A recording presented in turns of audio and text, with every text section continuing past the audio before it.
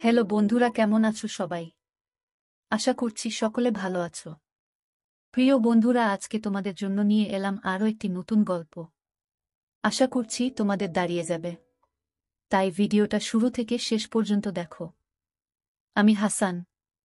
কলকাতা থেকে দূরে এক অজপাড়াগাঁয়ে আমি আমার বাবা আম্মার সাথে থাকি। আমার বাবা একজন ব্যবসায়ী ও গ্রামের চেয়ারম্যান। বয়স 56। আম্মার বয়স 33। 15 বছর বয়সে আম্মার বাবার সাথে বিয়ে হয়েছিল। আমার এখন বয়স 18।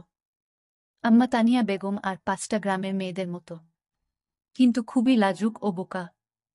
আম্মাকে জ্ঞান হবার পর থেকে এখনো উঁচু গলায় কথা বলতে শুনিনি। আর বাবাকে তো বাঘের মতো ভয় পায়।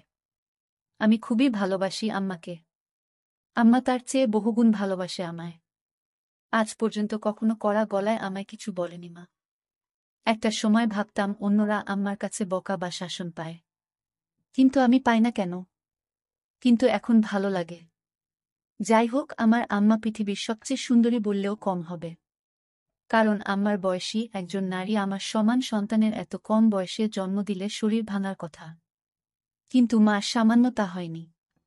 বাড়ির সব কাজ আম্মা একা হাতে সামলায়। তবে ধানের বতর এলে একজন কাকি এসে সাহায্য করে আম্মাকে। যাই হোক, আমার আম্মা বাড়িতে সালোয়ার কামিজ আর সুতির শাড়ি পরেন। আম্মা বাড়িতে এবং বাহিরে সবসময় নিজের পোশাক নিয়ে সংবেদনশীল। কখনো বাড়ির বাহিরে যায় না একান্ত প্রয়োজনে, আব্বা নিয়ে না গেলে। গেলেও বোরকা পরে যায়। আর বাড়িতে সর্বোচ্চ হলে ওড়না বুকে গলিয়ে কোমরে বেঁধে নেয়। আমার কাছে আম্মার সৌন্দর্য হঠাৎ করে প্রকাশ পায়। একদিন রাতে প্রস্রাবের চাপ এলে উঠে বাহিরে যাই।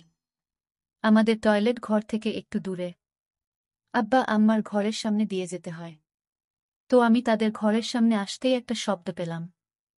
শব্দটা বুঝতে পারছিলাম না, তবে আম্মাদের ঘর থেকে আসছে। ভালোমন্দ বিচার না করে কৌতূহলী হয়ে এগিয়ে জানালার কাছে এসে দাঁড়াতেই শব্দ কিসের বুঝতে পারি। কাঠের খাটে কচকচ শব্দ হচ্ছিল। আমার বুঝতে বাকি নেই কিসের কারণে শব্দ। কখনো আব্বা আম্মাকে খারাপ নজরে দেখিনি, কিন্তু কেন জানি না সেদিন আমি সব যেন গুলিয়ে ফেলি।